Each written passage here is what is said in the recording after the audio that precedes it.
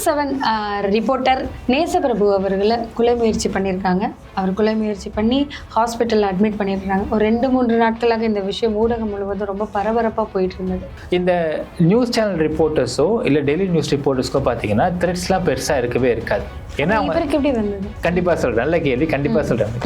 இவங்க ரிப்போர்ட்டிங் தான் பண்ணுவாங்க. இவங்க எதையுமே நோண்டி இதை வெளியிட்டா பெரிய இஷ்யூ வந்துடும் அப்படி தான் அவங்க பண்ண மாதிரி. ஜஸ்ட் ரிப்போர்ட்டிங் த கேஸ், அவ்வளோதான். அவங்க எப்படி கொண்டு வராங்கன்னா இந்த விஷயத்தை, இந்த கேஸை போலீஸ்க்கு ஃபுல்லாக இவர் இன்ஃபார்ம் பண்ணிகிட்டே இருந்திருக்காரு. தொடர்ந்து அவரை கொலை முயற்சி பண்ணி அடிபடுறதுக்கு முன்னாடி வரைக்குமே அவர் போலீஸுக்கு ஃபோனில் தகவல் கொடுத்துட்டே இருக்காரு. போலீஸும் இதுக்கு உடந்தையாக இருந்திருக்கிறாங்க. இதை போலீஸ் கண்டுக்கல அப்படிங்கிற மாதிரி கொண்டு வந்து வைக்கிறாங்க. ரொம்ப ரொம்ப தப்பான ஒரு அப்சர்வேஷன் இது கண்டிப்பாக நம்ம நிவர்த்தி பண்ணி ஆகணும். ஏன்னா சார் இப்போ கடைசியாக வந்தவனோட வண்டி நம்பரு 2 பேர் ஹெல்மெட்டு வண்டி எடுத்துட்டு பல்லட நோக்கி போயிட்டு இருக்கிறானுங்க. Yamaha black colour R15. Sir வந்துட்டானுங்க சார். என்ன சொல்றீங்க? வர ஸ்டேஷனுக்கு வரேன். கொஞ்சம் வாங்க சார். 5 காருங்க சார். சார் இங்க ஐயோ என்ன சொல்றீங்க சார்? ஆக்சுவலா இவர் நியூஸ் 7 ரெகுலர் எம்ப்ளாயி கிடையாது. இப்போ ஃப்ரீலான்ஸ் எம்ப்ளாயி. ஆக்சுவலாக அவர் அந்த ஏரியா நியூஸ் கொடுப்பாரு. கொடுத்தா நியூஸ் 7 பைசா கொடுத்துருவாங்க. இதுதான் அவருடைய ஒர்க்கு.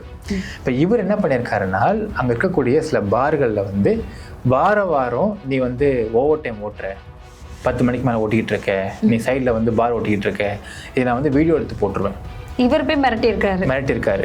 நீ குற்றச்செயல் பண்ற, இந்த வார்த்தை ரொம்ப ரொம்ப முக்கியம். நீ குற்றச்செயல் பண்ற, நான் வெளியே போட்டுருவேன். கொடுக்கறன்னு ஒத்துக்கிட்டு இருந்திருக்காரு ஆரம்பத்துல. ஒரு அமௌண்ட் கொடுத்துருக்காரு போல. கொடுத்ததுக்கு அப்புறம் சொல்லிருக்காருன்னா, நீ கொடுக்குற பணம் எனக்கு பத்தல. ஏன்னா இது நீ பெரிய மேட்டர் பண்ற, நீ ப்ராஸ்டியூஷன் பண்ற, நீ பயங்கரமா சம்பாரிச்சிட்டு இருக்க, எனக்கு வாரம் எனக்கு மட்டும் பைசா வேணா, என் எடிட்டரும் கேட்கிறாரு, எக்ஸ்ட்ரா காசு தான். அவங்க என்ன கேள்வி வைக்கிறாங்கன்னா, இதுவே ஒரு சாதாரண ரிப்போர்ட்டரா இருக்கவும் தானே இவங்க எந்த விதமான நடவடிக்கையும் எடுக்கல. இதுவே ஒரு உயர் அதிகாரியோட மகனோ மகளோ இந்த மாதிரி என்னை யாரோ ஃபாலோ பண்றாங்க, இந்த மாதிரி என்னை யாரோ த்ரெட்டிங் பண்றாங்க அப்படின்னு சொன்னா இவங்க சும்மா இருப்பாங்களா? நியூஸ் 7 ஆரம்பத்துல இந்த விஷயத்தை ஃபிளார் அப் பண்ணாங்க. அவன் உள்ள இன்வெஸ்டிகேஷன் போய் பார்த்த உடனே இவர் காசு கேட்டுக்காரது என்ன பண்ணிட்டாங்க சொல்லிட்டாங்கன்னா, இல்லைங்க எங்க எடிட்டர் யாரும் காசுலாம் கேட்கல, இவரு எங்களுடைய ஃப்ரீலான்ஸ் ரிப்போர்ட்டர் தான், ஆனா இவர் பண்ண செயல்களும் சம்மந்தம் சொல்லிட்டாங்க, அதுக்கு சம்மந்தப்படுத்திடாதீங்க நியூஸ் 7 சொல்லிட்டு அவங்க தெளிவாக அறிக்கை விட்டாங்க.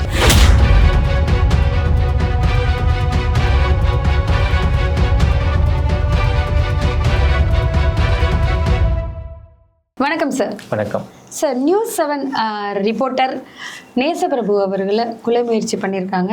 அவர் கொலை முயற்சி பண்ணி ஹாஸ்பிட்டலில் அட்மிட் பண்ணியிருக்காங்க. ஒரு 2-3 நாட்களாக இந்த விஷயம் ஊடகம் முழுவதும் ரொம்ப பரபரப்பாக போயிட்டு இருந்தது. அது இப்போ என்ன தான் நடந்திருக்கு? எந்த நிலைமையில நிற்கிது அந்த கேஸ்? ஆக்சுவலி ஃபஸ்ட்டு சொல்லிடுறேங்க, நீங்கள் ஒரு நியூஸ் சேனல் ரிப்போர்ட்டர், இப்போ நம்ம ஜென்ரலாக ஜேர்னலிசம் பண்ணிட்டு ஒரு ஜேர்னலிஸ்டாக இருக்கிறாங்கன்னா 2ஆக பிரிச்சுக்குவோம் நம்ம அந்த விஷயத்தை. Regular daily news paper R news channel reporters, இவங்க பேர் ரிப்போர்ட்டர்ஸ் நம்ம சொல்கிறோம். இது ஒரு தனி டிபார்ட்மெண்ட், இது ஒரு செக்மெண்ட் பண்ணுவாங்க. இன்னொன்று பார்த்தீங்கன்னா வாரப்பத்திரிகை நடத்துவாங்க. வாரப்பத்திரிகை இல்லைன்னா யூடியூப்ஸ்லேயே இன்வெஸ்டிகேட்டிவாக பண்ணுறவங்க, இவங்க தனியாக ஜேர்னலிசம் பண்ணுவாங்க. உங்களுக்கு த்ரெட் அப்படிங்கிறது எங்கே வரும்னு ஃபர்ஸ்ட் நான் சொல்லிடுறேன் உங்களுக்கு. இந்த நியூஸ் சேனல் ரிப்போர்ட்டர்ஸோ இல்லை டெய்லி நியூஸ் ரிப்போர்ட்டர்ஸ்க்கோ பார்த்தீங்கன்னா த்ரெட்ஸ்லாம் பெருசாக இருக்கவே இருக்காது. ஏன்னா இவருக்கு எப்படி வந்தது?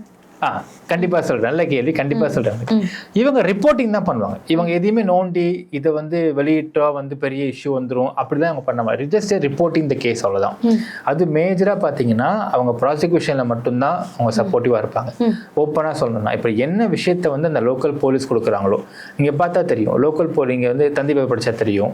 அவங்க எப்படி கொண்டு வராங்கன்னா இந்த விஷயத்தை, இந்த கேஸை போலீஸ்க்கு ஃபுல்லாக இவர் இன்ஃபார்ம் பண்ணிகிட்டே இருந்திருக்காரு. தொடர்ந்து அவரை கொலை முயற்சி பண்ணி அடிபடுறதுக்கு முன்னாடி வரைக்குமே அவர் போலீஸுக்கு ஃபோனில் தகவல் கொடுத்துட்டே இருக்காரு.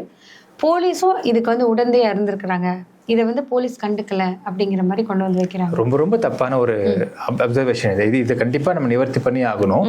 ஏன்னா ஏன் ஒரு போலீஸ்க்கு வந்து ஃபாரா இருக்காரு, ஏன் போலீஸ் வந்து போலீஸ்க்கு ஒரு பேசிட்டே இருந்திருக்காரு, போலீஸ் கண்டுக்கலன்னு சொல்றாங்க பார்த்தீங்கன்னா, அது மிக மிக தவறான ஒரு குற்றச்சாட்டு. ஏன் நான் சொல்றேன் உங்களுக்கு, ஏன் வந்து உங்களுக்கு நியூஸ் பேப்பர்ஸாக இருக்கட்டும், இல்லை வந்து டெய்லி நியூஸ் சேனல்ஸாக இருக்கட்டும், இவங்க வந்து ப்ராசிக்யூஷனுக்கு ரொம்ப க்ளோஸாக இருப்பாங்கன்னு சொல்லுவாங்க. என்ன காரணம்னால் போலீஸ் தரப்பு தான் நியூஸே கொடுப்பாங்க. ஒரு அரெஸ்ட் பண்ணிட்டாங்க, எஃப்ஐஆர் போட்டு போலீஸ் தான் நியூஸ் கொடுப்பாங்க. ஸோ இவங்க வந்து ரொம்ப க்ளோஸாக ஒவ்வொரு டிஸ்ட்ரிக்ட்லையும் பார்த்தீங்கன்னா, ஒவ்வொரு ஏரியாலையும் பார்த்தீங்கன்னா இவங்க ரொம்ப க்ளோஸாக இருப்பாங்க போலீஸ் கூட. அதான் எப்பவுமே சொல்லுவாங்க, நீங்கள் தலைவர் படிச்சா தெரியும், ப்ராசிக்யூஷன் தரப்பு தான் அங்கே போட்டிருப்பாங்க.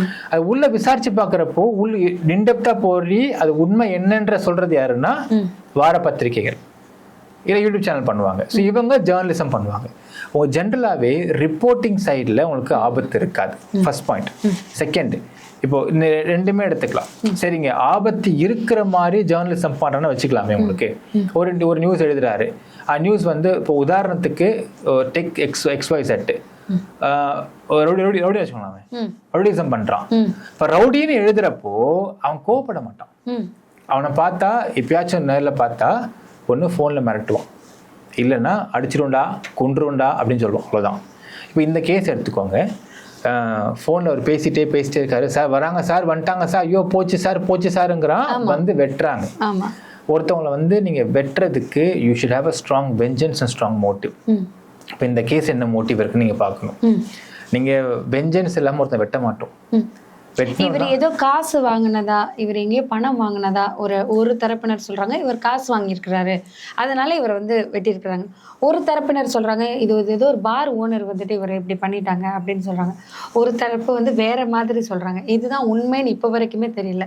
உங்களுக்கு ஏதாவது உண்மை தெரிஞ்சிருந்தா எங்களுக்கு சொல்லுங்க. கண்டிப்பாங்க. ஆக்சுவலா இவர் வந்து நியூஸ் 7 ரெகுலர் எம்ப்ளாயி கிடையாது, ஃப்ரீலான்ஸ் எம்ப்ளாயி. ஆக்சுவலா அவர் அந்த ஏரியா நியூஸ் கொடுப்பாரு, கொடுத்தா நியூஸ் 7 வந்து பைசா கொடுத்துருவாங்க. இதுதான் அவருடைய ஒர்க்கு. இப்போ இவர் என்ன பண்ணியிருக்காருன்னா, அங்கே இருக்கக்கூடிய சில பார்களில் வந்து வாரம் நீ வந்து ஓவர் டைம் ஓட்டுற, 10 மணிக்கு மேலே ஓட்டிக்கிட்டு இருக்க, நீ சைடில் வந்து பார் ஓட்டிக்கிட்டு இருக்க, இதை நான் வந்து வீடியோ எடுத்து போட்டுருவேன். இவர் போய் மிரட்டியிருக்காரு. நீ குற்றச்செயல் பண்ற, இந்த வார்த்தை ரொம்ப ரொம்ப முக்கியம். நீ குற்றச்செயல் பண்ற, நான் வெளியே போட்டுருவேன். ஓகே, நான் வெளியே சொல்லாமல் இருக்குன்னா 4000 காசு கொடுத்துரு வாரம். ஓகே, மாமூல் வாரம் கொடுத்துரு அப்படிங்கிறாங்க. இதை வாரம் அவங்க வந்து கேக்குறது யாரு? நேசப்பிரபு அவர்கள் கேக்குறாரு. யாருன்னா பாரு நடத்துறவங்க கிட்ட கேட்டுட்டு இருக்காரு. நீ இப்போ வந்து வாரம் 4000 கொடுத்துட்டு இருந்திருக்காங்க. பயந்து போய் இது கொடுத்ததற்கான ஆதாரமும் இருக்குது, அவருடைய போன்பே அமைச்ச ஆதாரம் இருக்கு, கொடுத்துட்டு இருந்திருக்காங்க. இது ஒரு பக்கம் போயிட்டு இருந்திருக்கு. அடுத்தது பாத்தீங்கன்னா ஒரு நபர் ஐயம்பாளையம் அப்படிங்கிற ஊர்ல இருக்கக்கூடிய வீரபாண்டி அப்படிங்கிற ஒரு இடத்துக்கு ஒரு நபர், அவர் பேர் வந்து சபரி விஜய், திருப்பூர் மாவட்டம். ஓப்பனா சொல்லணும்னா அவர் வந்து ப்ராஸ்டியூஷன் பண்றாரு. யாரு நீங்க இப்ப சொல்றவர் வந்துட்டு இந்த மாதிரி பண்ணி சபரி விஜய்ன்றவர் ப்ராஸ்டியூஷன் பண்ணிருக்காரு. Okay okay.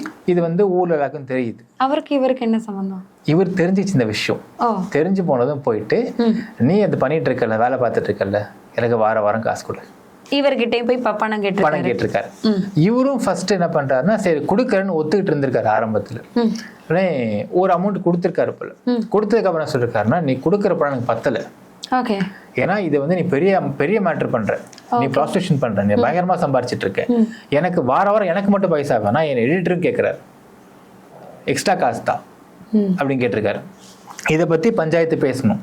சரி வா பேசலாம்னு கூப்பிடுறாங்க.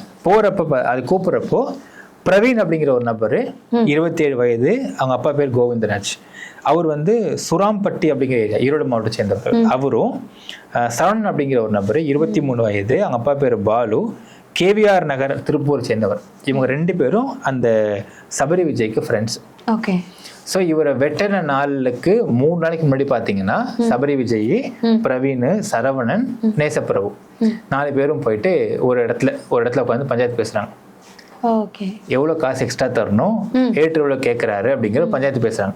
இந்த பஞ்சாயத்து பேசிட்டு அவங்க ஓப்பனா எல்லாமே கொடுத்துட்டாங்க. இப்போ என்னன்னா, இப்போ என்ன பிரச்சனை ஆயிடுச்சுன்னா, பஞ்சாயத்து பேசினப்போ வந்து பிரவீன் அப்படிங்கிற நபர் வந்து இவருக்கு ஏதோ சண்டை வந்துருச்சு போல. நேசப்பிரபு என்ன பண்ணிருக்காருன்னா, பிரவீன் நபரை போட்டு தள்ளி விட்டாராம். அவர் கீழே விழுந்துட்டு இருக்காரு. அப்போ ஒரு மாதிரி ஹாஷா கை கலப்புலாம் ஆயிட்டு இருக்கோன்னே அங்க வந்து நேசப்பிரபு கிளம்பிட்டாரு.